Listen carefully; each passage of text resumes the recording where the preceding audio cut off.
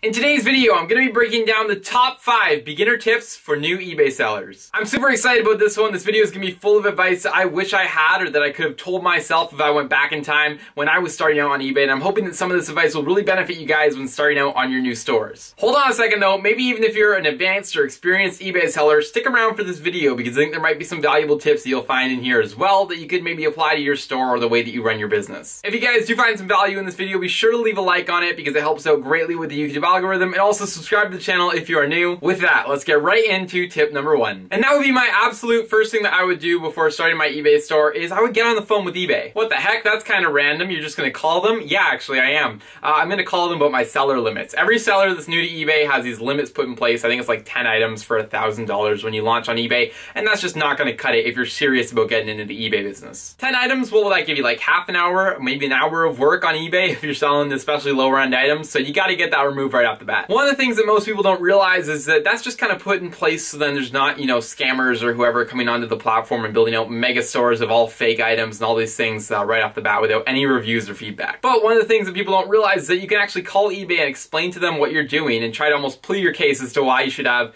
more items and more listings available. I've done this multiple times for my own stores, and every single time I've gotten it to where I've been able to extend my limits to sometimes up to 1,000 items right off the bat just by simply explaining to them what my plans were. Now, sometimes this doesn't work right off the bat. You may have to have a couple listings active, or you may have to have a couple pieces of feedback, but for the most part, right off the bat, one of the first things that I'm doing when I launch my new store is I'm getting in contact with eBay, letting them know what my intentions are and seeing if we can work together to raise some of those selling limits. Okay, tip number 2 is going to be a complete lack of equipment. Okay, another weird one right off the bat. Why don't you want equipment? Well, when you're starting out, you often don't have too much cash available to you, and when you're starting out, it's really important that you're putting as much money as possible towards inventory and as little money as possible towards everything else. That be expenses, equipment, anything else that's going to help with your store. This is because the faster that you can get those first few items to turn over, the more money you're going to have to spend quicker, meaning that you can grow your business just that much faster when starting out. I would majorly prioritize buying stuff every single time over buying equipment. For example, when you're taking your first photos, you don't need to have the best lighting setup ever. Just take them on your kitchen counter, take them on the floor, whatever it takes, just get the items listed. Don't worry about it too much when you're just off the bat. Same with computers and having different desks and stations for everything. I mean, it's just ridiculous to think of right off the bat. You can do everything from your phone, just take it, a few seconds to do that, and you're right off and started, versus trying to wait and getting a computer going and spending all this money. It's just not going to be worth it. A disc repair machine, for example. People ask me off the bat, hey, I'm starting an eBay store, do you think it's worth it to invest in a disc repair machine? No, I don't think it's worth it for you to invest in a disc repair machine. I would think it's worth it for you to invest in 2 or 3 lots for $100 each and get those flipped first, and then maybe just start saving the ones that aren't working, and then eventually when you have enough games that aren't working to justify buying one, that's when you want to do it, but not off the bat. That's just going to take away working capital that you could use otherwise to grow your business. Okay, let's keep going here, guys, with tip number 3, and that's going to be to familiarize yourself with all of the different shipping methods available to you. Man, if there's one way to lose money when starting an eBay store, it's to not know what you're doing when it comes to shipping things. You will get absolutely destroyed by Canada Post and all the other couriers out there. You won't be competitive in your pricing because all the other sellers will be familiar with how they can ship things and how much it costs them. You will just get defeated in this business if you are not familiar with your shipping rates. Spend some time at Canada Post. Maybe you're in the States, USPS. Maybe you're using UPS, FedEx. Familiarize yourself with their rates, how they charge for them.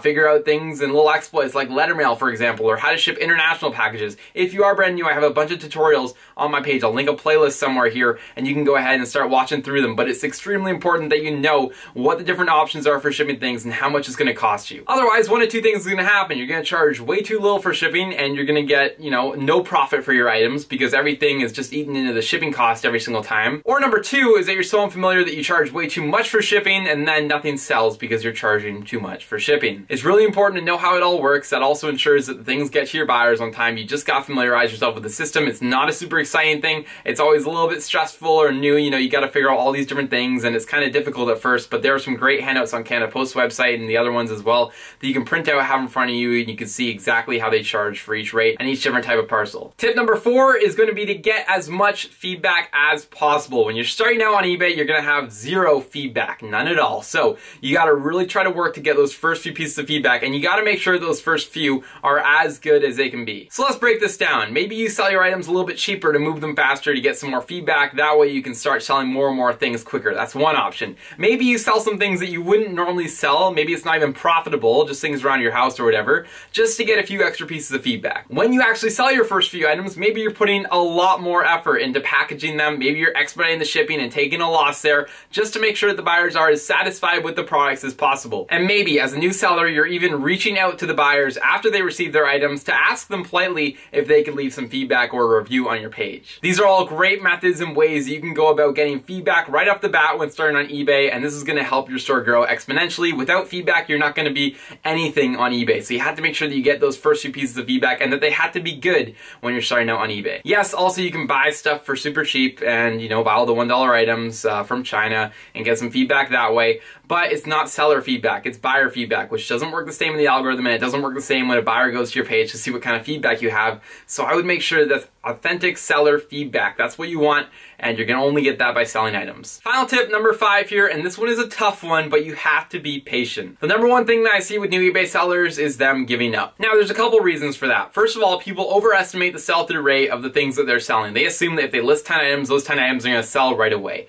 Unfortunately, I hate to break it to you, but that's not how it works. Especially as you start to scale up more and more, you're gonna see that your sell-through rate drops more and more each time. For example, when I'm selling video games, I'm only doing about a 10 to 12% sell-through rate per month, which means that I have to have a lot of items listed before I can start to see consistent sales every single day and even enough to cover my monthly income. If you're starting out, for example, as a video game seller and you're trying to figure this out and maybe you only have 200 listings active and you're like, man, I'm just not selling them every day, you have to look at your sell-through rate. That's the most critical thing. You're like, man, I'm only getting 20 sales a month. Well, that's still a 10% sell-through rate on 200 items, which is actually fine, you know, for video games. But you have to look at those things, and instead of just looking at the numbers, you gotta look at it as a percentage and figure out what you need to scale up to build up that percentage that will match your income that you need. Everybody just gives up, even with the stuff with the higher sell-through rates. Everybody does a couple, maybe they get bored of the listing process, maybe they're just tired of waiting for things to sell, maybe they just are procrastinating doing the listings and things. These are all things that new sellers will be faced with and that they have to overcome if they're gonna actually make it as sellers on eBay. So in summary, you're gonna call eBay to get your limits up, you're gonna be purchasing inventory instead of equipment, you're gonna familiarize yourself with all the different shipping methods out there, you're gonna focus on getting lots of feedback off the bat, and you're going to be patient. And with those 5 things implemented in your new store, you're gonna see a great amount of growth and you're gonna be able to be successful on eBay for the long run and be able to just absolutely dominate it on this platform. With that said, guys, I am going to wrap up today's video here. I'll say it again, if you did find some value in this video, be sure to go below and leave a like on it to let me know that you did and let the YouTube algorithm know that this is a good video potentially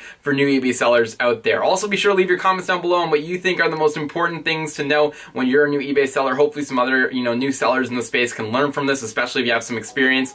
Be sure to let me know down below what you think and then let the community know as well.